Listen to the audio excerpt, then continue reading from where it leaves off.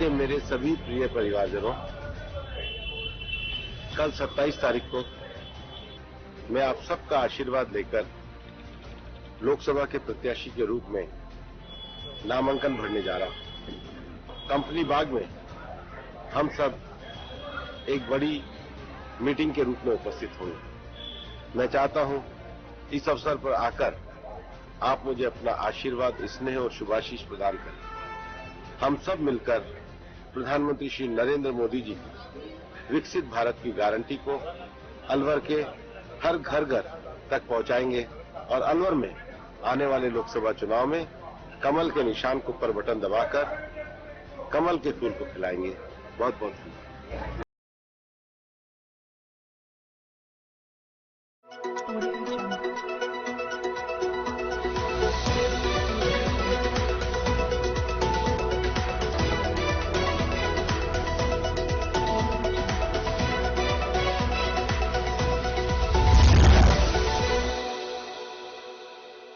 नमस्कार, मैं रुचि सोलंकी अलवर न्यूज में आपका स्वागत करती हूं। रुक कर लेते हैं आज की हेडलाइंस पर। जिले भर में आस्था और उत्साह के साथ किया होली का दहन। भिलंडी पर रंगों से जमकर खेली होली।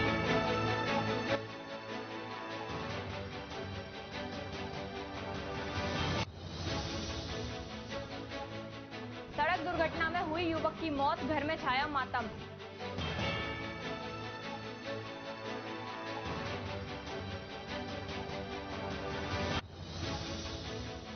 नटनी का बारा, रूपारेल नदी में भारी तादाद में मरी मछलियां। मछलियों के मरने से आसपास फैली दुर्गंध।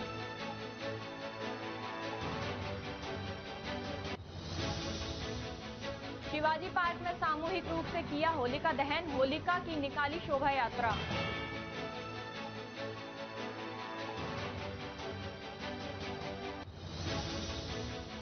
अब खबरें विस्तार से। अलवर शहर के स्कीम 10 में स्थित शिव मंदिर में हर वर्ष की भांति इस वर्ष भी होली मिलन समारोह का आयोजन किया गया, जिसमें मुख्य रूप से समिति के अध्यक्ष मनोज खंडेलवाल, मंगलम ज्वेलर्स वाले डॉक्टर सुभाष अग्रवाल, राजेश खंडेलवाल, दुलीचंद खंडेलवाल और विशेष रूप से सहयोग मयंक खंडेलवाल व उनकी पत्नी मीशा खंडेलवाल रहे।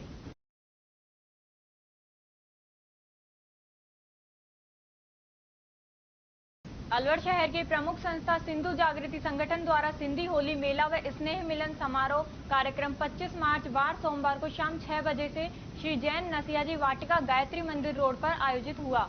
मेला संयोजक रमेश चोएथानी ने सभी आए हुए सभी लोगों को दुपट्टे व टोपी पहनाकर स्वागत किया व बताया कि मुख्य अतिथि के रूप में भूपेंद्र यादव लोकसभा उम्मीदवार व वन व पर्यावरण मंत्री राजस्थान सरकार संजय शर्मा ने शिरकत की। अध्यक्षता संस्था के अध्यक्ष नरेश कुमार तख्तानी द्वारा की गई। कार्यक्रम का संस्था के संरक्षक अर्जुन कुमार तख्तानी, मोहन निहलानी, प्रताप बावानी, खेमचंद, सुभाष चंदवानी, दयाल दास, प्रेम गणेशानी द्वारा भगवान झूलेलाल की ज्योत प्रज्वलन कर व गणेश पूजन के साथ किया गया। समिति के अध्यक्ष नरेश तख्तानी ने बताया कि इस कार्यक्रम में अजमेर के कलाकार घनश्याम भगत एंड पार्टी के द्वारा गाने गाकर जनता को नाचने पर मजबूर कर दिया। मथुरा के कलाकारों द्वारा विभिन्न झांकियां प्रस्तुत की गयी। कार्यक्रम में सामाजिक कार्य करने वाली विभिन्न संस्थाओं के पदाधिकारियों, पुरुषार्थी जिला समिति अध्यक्ष कुलदीप कालरा, पुरुषार्थी धर्मशाला समिति प्रेम गांधी, परशुराम कला मंदिर के प्रवक्ता मोहित पंडित, रामलीला समिति तांगा स्टैंड के निर्देशक हरिकिशन खत्री,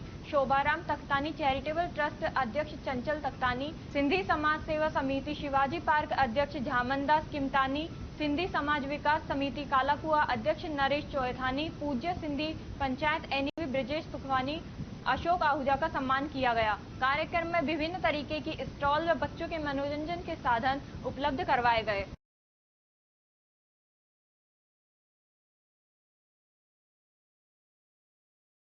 जिला कांग्रेस कमेटी के जिलाध्यक्ष योगेश मिश्रा के निवास मौजपुर हाउस पर ब्राह्मण समाज का होली मिलन समारोह और कवि सम्मेलन का आयोजन किया गया।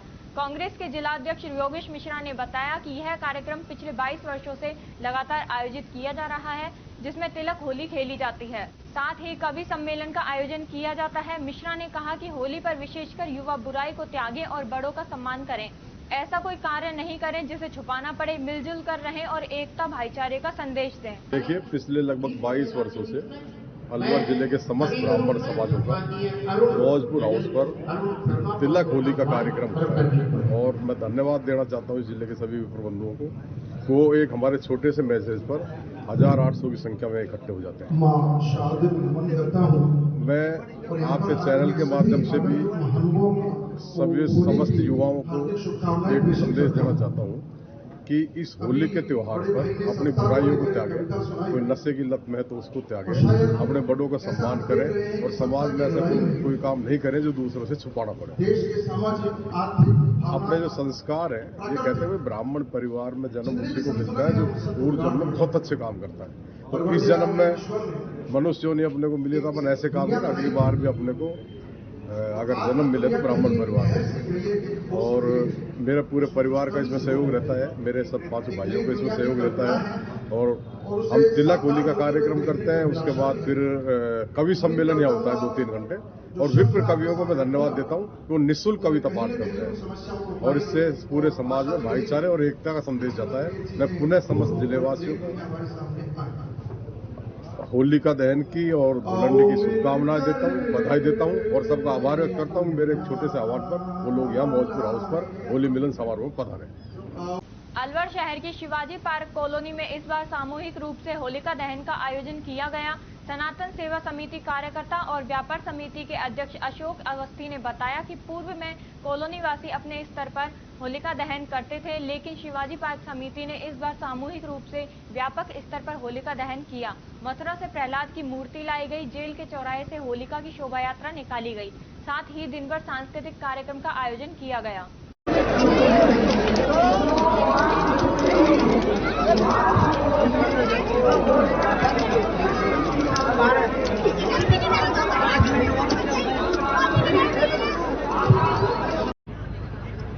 शिवाजी पार्क समिति में सामूहिक रूप से पूरी कॉलोनी का एक ही होली दहन का कार्यक्रम रखा गया, जिसको बहुत भव्य तरीके से लिया गया।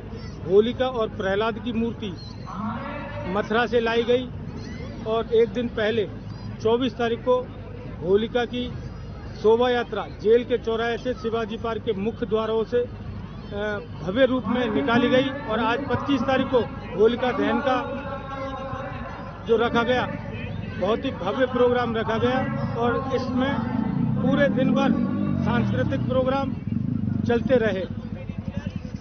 ये जो प्रहलाद की मूर्ति है और ये कॉन्सेप्ट है, ये कहाँ से आया, कैसे लेकर आया? प्रहलाद की मूर्ति और होलिका की जो मूर्ति है, हम सब लोग मिलकर मथुरा से लेके आए। तो कैसा ये आयोजन की क्या सोचा आयोजन करने से पहले? ये एक शिवाजी पार्क में अलग अलग होलिका का दहन होता है। अब की बार सभी लोगों ने मिलकर ये सोचा कि पूरे शिवाजी पार्क कॉलोनी का एक ही होलिका का प्रोग्राम रखा जाए।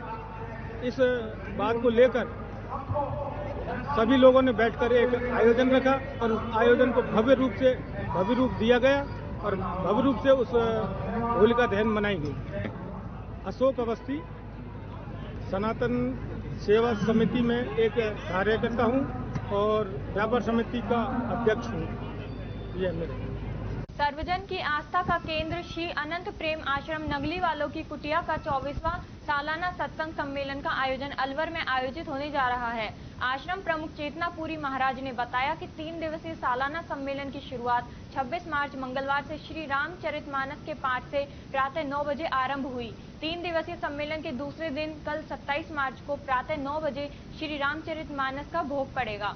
उसके बाद प्रातः 10 बजे श्री गुरु महाराज की शोभा यात्रा आरंभ होगी, जो स्कीम 2 के प्रमुख मार्गों से होते हुए नवीन आश्रम स्थल पर पहुंचेगी, जहां प्रातः 11 बजे मूर्ति स्थापना कार्यक्रम व हवन का आयोजन किया जाएगा।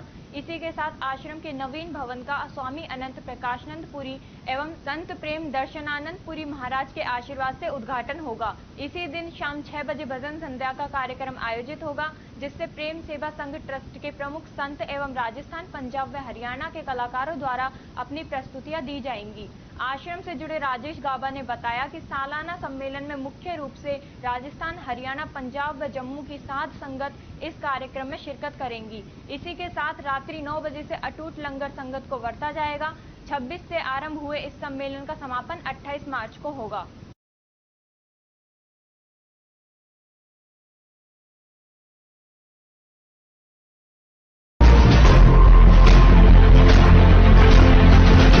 अलवर के मेरे सभी प्रिय परिवारजनों, कल 27 तारीख को मैं आप सबका आशीर्वाद लेकर लोकसभा के प्रत्याशी के रूप में नामांकन भरने जा रहा हूं। कंपनी बाग में हम सब एक बड़ी मीटिंग के रूप में उपस्थित होंगे। मैं चाहता हूं इस अवसर पर आकर आप मुझे अपना आशीर्वाद, स्नेह और शुभाशीष प्रदान करें। हम सब मिलकर प्रधानमंत्री श्री नरेंद्र मोदी जी की विकसित भारत की गारंटी को अलवर के हर घर घर तक पहुंचाएंगे और अलवर में आने वाले लोकसभा चुनाव में कमल के निशान को पर बटन दबाकर कमल के फूल को खिलाएंगे। बहुत बहुत धन्यवाद। अलवर शहर में बस स्टैंड के सामने श्री चित्रगुप्त छात्रावास में कायस्थ समाज का होली मिलन समारोह मनाया गया। कायस्थ सभा अलवर के सचिव विक्रांत माथुर ने बताया कि समाज की महिलाओं, पुरुषों एवं बच्चों ने सांस्कृतिक प्रस्तुतियां दी। मुख्य अतिथि केंद्रीय मंत्री एवं भाजपा लोकसभा प्रत्याशी भूपेंद्र यादव एवं अलवर विधायक एवं वन राज्य मंत्री स्वतंत्र प्रभार संजय शर्मा ने पुरस्कार वितरित किए। समारोह का संचालन श्रीमती अलका माथुर एवं श्रीमती नेहा सक्सेना ने किया। मुख्य अतिथि का स्वागत कायस्थ सभा के अध्यक्ष अविनाश माथुर, एनके माथुर एवं बाल संघ सचिव भानु माथुर ने किया। कार्यक्रम में अतुल सक्सेना, राजू माथुर, अतुल माथुर, नवल भटनागर, दीपक माथुर, कुलदीप माथुर, प्रवेश सक्सेना आदि मौजूद रहे।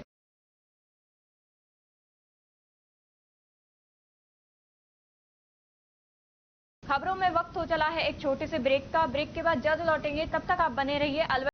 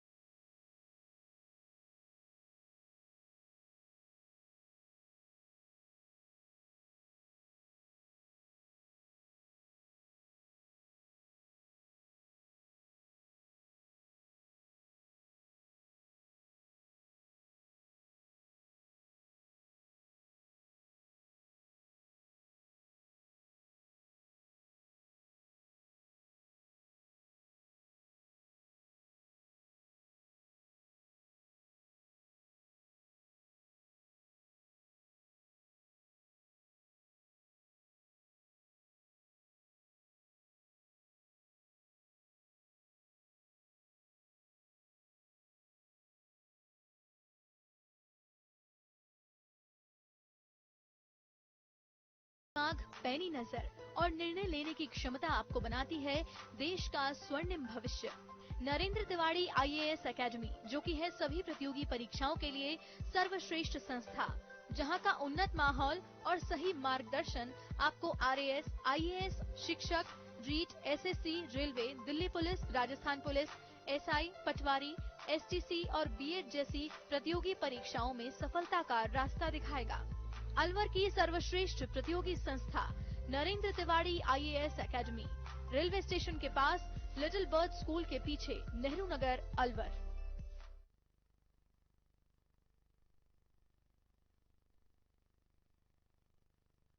ब्रेक के बाद आपका स्वागत है। बढ़ते हैं अगली खबर की ओर। रैनी उपखंड क्षेत्र के गढ़ सवाईराम ग्राम में स्थित सीताराम जी के बड़े मंदिर पर फागोत्सव मनाने के साथ फूलों की होली खेली। इस अवसर पर सीताराम मंदिर के महंत रामोतर शास्त्री ने ठाकुर जी की अलौकिक झांकी सजाई। स्थानीय कलाकार जल सिंह, मान सिंह एवं मनोज ने होली के गीतों पर भक्तों को खूब नचाया। देर शाम तक चले कार्यक्रम के बाद सैकड़ों महिला पुरुषों की मौजूदगी में महाआरती की गई तथा ठंडाई का प्रसाद वितरण किया गया।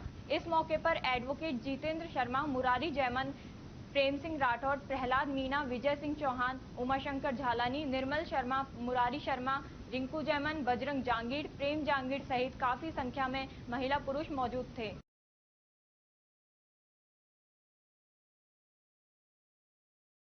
भिवाड़ी के मिलकपुर स्थित बाबा मोहन राम कालीकोली धाम पर श्रद्धालुओं का जन सैलाब उमड़ा। बाबा कालीकोली धाम पर लगातार श्रद्धालु पहुंच रहे हैं। मेले में करीब 15 लाख श्रद्धालुओं के पहुंचने की संभावना है। धाम पर भिवाड़ी पुलिस अधीक्षक ज्येष्ठा मैत्री ने स्वयं कमान संभाल रखी है, जिसमें करीब 1500 जवान निरंतर गश्त कर रहे हैं। मेले में दूर दराज से आए श्रद्धालु यहां भंडारा करते हैं। इसी तरह शाहाबाद सिमली से आए एक श्रद्धालु चावल फैब्रिकेशन के मालिक गौरव चावला की तरफ से 3 दिवसीय भंडारे का आयोजन किया जा रहा है, जिसमें लाखों लोग प्रसाद ग्रहण कर रहे हैं। भंडारे के मुख्य सेवादार गौरव चावला, रणवीर चावला, नरेंद्र गुप्ता, योगेश गुप्ता, राजेश गुप्ता, नरेश गुप्ता, गिरिराज गुप्ता, अशोक गुप्ता, समयपाल यादव, राकेश सोनी आदि मुख्य रूप से अपनी सेवाएं प्रदान कर रहे हैं।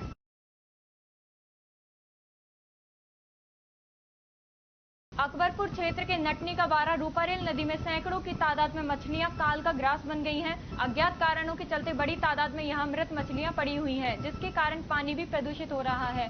जानकारी के अनुसार रूपारेल नदी में मृत मछलियों के कारण बदबू होने से वातावरण प्रदूषित हो रहा है। पानी के अभाव या ऑक्सीजन की कमी सहित अन्य कारणों के चलते यहां मछलियां दम तोड़ रही हैं। प्रशासन से मांग है कि मामले का निस्तारण करने एवं बांध में बची शेष मछलियों को बचाने के लिए ध्यान दिया जाए। जंगल वॉच ग्रुप समिति के सचिव संजीव कारगवाल ने बताया कि इस पूरे मामले में मछलियों के लिए अनावश्यक रूप से खाद्य पदार्थों को पानी में डालने के चलते पानी में ऑक्सीजन की कमी सहित शिकारियों द्वारा पानी में जहर डालकर मछलियों को दूसरी जगह ले जाकर ऊंचे दामों में बेचे जाने की संभावना से इनकार नहीं किया जा सकता। ऐसे में वन विभाग व जिला प्रशासन को इस मामले में गहनता से जांच करनी चाहिए। इसका उद्गम स्थान थानागाजी से है और जो सरिस्का के जो बाग परियोजना है उसमें से बहकर आती है और काफी जो हिस्सा है उसका सरिस्का बाग परियोजना में आता है। और इस जो पानी का जो स्रोत है, जो जगह जगह 12 मास पानी बहता है और साथ में जहाँ ज्यादा मात्रा में पानी होता है वहाँ बहुत सारे तरह की स्पीशीज मछलियां हैं वो उसमें अपना जीवन चक्र चलाती हैं। उन मछलियों में कुछ मछलियां ऐसी भी हैं जो भारतीय वन्य जीव संरक्षण अधिनियम 2006 के शेड्यूल्ड में भी आती हैं। और ये जो मछलियां हैं इनके जो अभी हाल में देखा गया कि ये मरी हुई पानी में ऊपर आ गई हैं। इसके पीछे कई कारण हैं, जिनमें सबसे पहला जो कारण है वो है कि धार्मिक आस्था के लोग बाग जो मछलियों को दूषित दाना वगैरह डालते हैं और अपनी पन्नियां वगैरह उसी पानी में डाल के चले जाते हैं। उससे उस जो पानी के अंदर ऑक्सीजन की कमी होती है और उसकी वजह से या जहरीला कोई दाना पानी चला जाए, जैसे ब्रेड वगैरह भी डालते हैं तो ब्रेड के अंदर जो खमीर उठाने के लिए उसमें कई तरह के केमिकल्स के प्रयोग होता है, वो पानी को जाकर दूषित करता है। प्राकृतिक आवास जो उनके रहने वाले हैं, प्राकृतिक जो उनका खाद्य है उसको दूषित करते हैं। उसकी वजह से भी उनके ये मरने की संभावना ज्यादा हो जाती है। और उससे बड़ी जो संभावना ये है कि गत 3-4 सालों में सरिस्का बेहद दुर्दशा के दिनों में रहा है और ऐसे में जो शिकारी हैं वो यहाँ काफी हावी रहे हैं। और एक शिकारियों का इन प्राकृतिक आवास की जो मछलियां हैं उनका शिकार करने का एक पैटर्न है, उनकी मोडस ऑपरेंडी है कि वो ऐसे में कोई पानी के अंदर पूरे में जहरीला या जो पेस्टिसाइड्स वगैरह इस तरह के डालते हैं, उससे जो सारी मछलियां एक साथ ऊपर आ जाती हैं और उनको इकट्ठा करके और वो फिर ले जाके मंडियों के अंदर ऊंचे दाम से बेचते हैं। ये इस तरह की तस्करियां भी होती हैं और संभवतः जिस तरीके से ये मास स्केल के अंदर जो मछलियां मरी हुई हैं तो ये इस बात से भी संभावना से इनकार नहीं किया जा सकता कि जयपुर, दिल्ली और आसपास के ग्रामीण क्षेत्रों के जो मछलियां का शिकार करते हैं और उनको बाजारों में ऊंचे दामों में बेचते हैं तो वो सबसे आसान तरीका ये होता है कि वो इस तरह का पेस्टिसाइड्स डालते हैं, उनको मछलियों को इकट्ठा करते हैं और उनके इकट्ठा करने का मौका नहीं मिला हो, ग्रामीण आ गए हों या वन विभाग की कोई गश्ती दल आ गया हो और उसको वो छोड़ के चले गए हो, तो इस संभावना से इनकार नहीं किया जा सकता कि शिकारी यहाँ इसमें उनका भी हाथ हो गई। कैसे रोका जा सकता है सर इनको? इसमें क्योंकि सरिस्का से सीधा सीधा लोगों का जुड़ाव होना चाहिए और इसको जुड़ाव के लिए जरूरी है कि आम लोगों को प्रेरित किया जाए कि भाई सबसे पहले जो धार्मिक आस्था के लोग बाग हैं उनको स्वयंसेवी संस्थाएं हैं, आपस में जो लोग बाग हैं वहाँ साइन बोर्ड लगाया जाए, वन विभाग की तरफ से भी पाबंद किया जाए, जुर्माना भी लगाया जाए कि इस तरह के प्राकृतिक आवासों में किसी तरीके से मछलियां वगैरह को दाना वगैरह नहीं डाला जाए, पन्नियां वगैरह हैं उनके ऊपर पूर्ण रूप से पाबंदी लगे। और दूसरा कि किसी भी असंदिग्ध जो व्यक्ति हैं जिस तरह का चाल चलन से और इससे पता लग जाता है कि कोई ये शिकारी होने की संभावना है या तो इस तरह के उनको रैंडमली वन विभाग को चेकिंग भी की जानी चाहिए और इस तरह के जो प्राकृतिक आवास है उनके ऊपर नियमित गश्त करनी चाहिए। उसी से ही ये इस तरह के जो दुर्घटनाएं हैं वो बची जा सकती है उनसे। क्या शुभ नाम है सर? संजीव कारगवाल, एडवोकेट, सचिव, जंगल वॉच ग्रुप। कोतवाली पुलिस ने धारदार हथियार से मारपीट के मामले में 2 साल से फरार चल रहे आरोपी को गिरफ्तार किया है। कोतवाली थाने के एएसआई रघुवीर सिंह ने बताया कि 26 जुलाई 2022 को नवाबपुरा मोहल्ले में नाले के समीप झगड़ा हुआ था, जिसमें आरोपी ने धारदार हथियार से मारपीट की थी। स्कूटी को क्षतिग्रस्त कर नाले में फेंक दिया था, जिनमें पहले आरोपी के साथी को पहले गिरफ्तार कर लिया था। शेष एक आरोपी को गिरफ्तार किया है। आरोपी हन्नी सरदार उर्फ इंद्रजीत सिंह 2 साल से फरार चल रहा था। इसके 2 स्टैंडिंग वारंट जारी हुए हैं। बारी बारी से दोनों वारंटों में गिरफ्तार करेंगे। इसमें 2 आरोपी पहले गिरफ्तार हो चुके हैं। आरोपियों के पूर्व में कोई आपराधिक रिकॉर्ड नहीं है। 20 जुलाई 2022 को मोहल्ला नवाबपुरा में नाले के पास में झगड़ा हुआ था, जिसमें मुलजिम के द्वारा धारदार हथियारों से मारपीट की गई थी। स्कूटी को क्षतिग्रस्त किया गया था, क्षतिग्रस्त करके नाले में फेंक दिया। जिसके साथी मुलजिम 2 पूर्व में गिरफ्तार हो चुके हैं। एक मुलजिम को कल बामुश्किल होली के त्यौहार में आया था घर पे, तो उसको कल गिरफ्तार किया गया है, जिससे अनुसंधान कर रहे हैं अभी। मुलजिम का नाम है हन्नी सरदार उर्फ इंद्रजीत सिंह, नवाबपुरा मोहल्ले का रहने वाला है। काफी दिन से फरार था, 2 साल से फरार चल रहा था करीब। उसके बाद जिसके 2 स्टैंडिंग वारंट जारी हुए, दोनों वारंटों को गिरफ्तार करेंगे। बारी बारी से एक में आज करेंगे, एक में दोबारा न्यायालय का आदेश से दोबारा प्राप्त करेंगे। इसमें और भी कोई अपराधी मुकदमे कोई सामने है किसके? नहीं, जो पहले गिरफ्तार हो चुके 2 मुलजिम, इसमें एक कोई नावरिया था, जितेंद्र नावरिया, और एक हर्ष अदलक था। 2 आदमी पहले गिरफ्तार हो चुके हैं। किसी आरोपी कोई अपराधी कोई मुकदमे कोई आए जिसे नहीं, इसके पूर्व के कोई मुकदमे नहीं, यही 2 मुकदमे हैं जिनमें भी अनुसंधान जा रहा है, और कोई होगा तो उसमें पुनः गिरफ्तार किया जाएगा।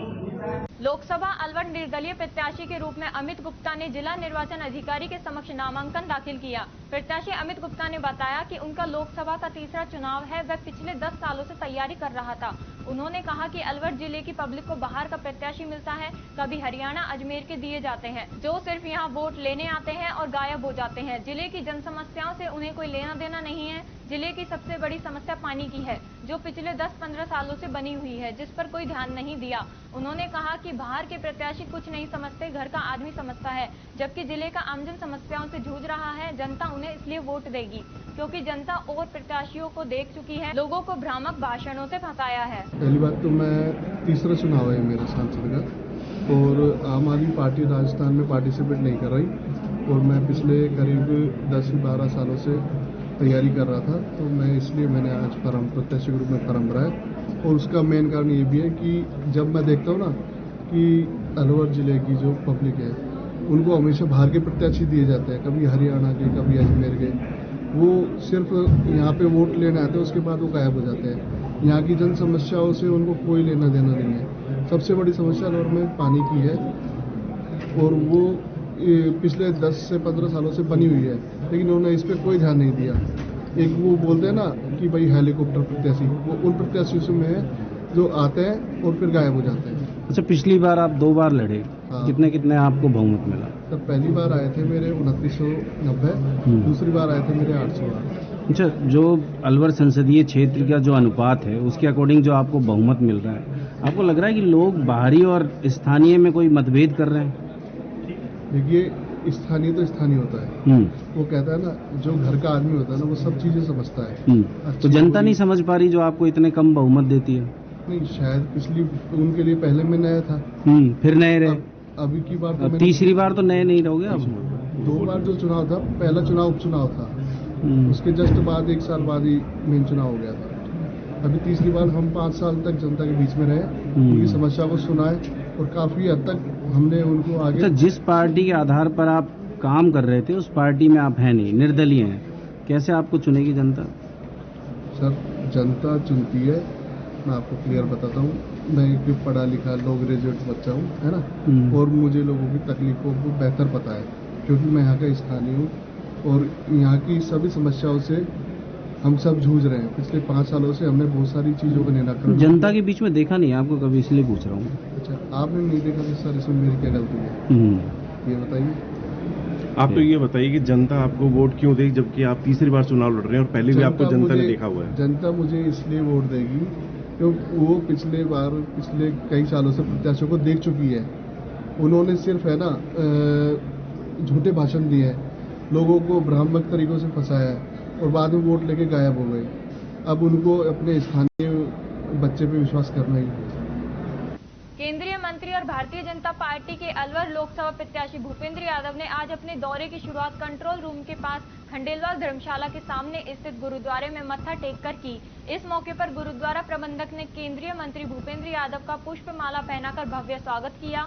भूपेंद्र यादव ने गुरुद्वारा प्रबंधक व अन्य लोगों को शीश झुकाकर नमस्कार करके गुरुवाणी सुनी व मत्था टेका। उन्होंने कहा कि देश के प्रधानमंत्री का अब की बार 400 पार के संकल्प को आप सभी के सहयोग से पूरा करना है। आप सभी के सहयोग से ही अलवर के विकास का मेरा संकल्प मजबूत होगा। इस मौके पर मंत्री संजय शर्मा, पूर्व विधायक बनवारी लाल सिंघल, पूर्व सभापति अशोक खन्ना, अभिषेक तनेजा, के मदान, हरीश अरोड़ा सहित अनेक कार्यकर्ता मौजूद रहे। इस मौके पर केंद्रीय भूपेंद्र यादव का पंजाबी समाज के लोगों ने स्वागत किया। इस दौरान मंत्री संजय शर्मा, पूर्व विधायक बनवारी लाल सिंघल, पूर्व सभापति अशोक खन्ना, अभिषेक तनेजा, के मदान, हरीश अरोड़ा, पार्षद पूजा अरोड़ा, अशोक पाठक, रणदीप सिंह सहित अनेक कार्यकर्ता मौजूद रहे। खबरों में बस इतना ही। तब तक आप बने रहिए अलवर न्यूज के साथ।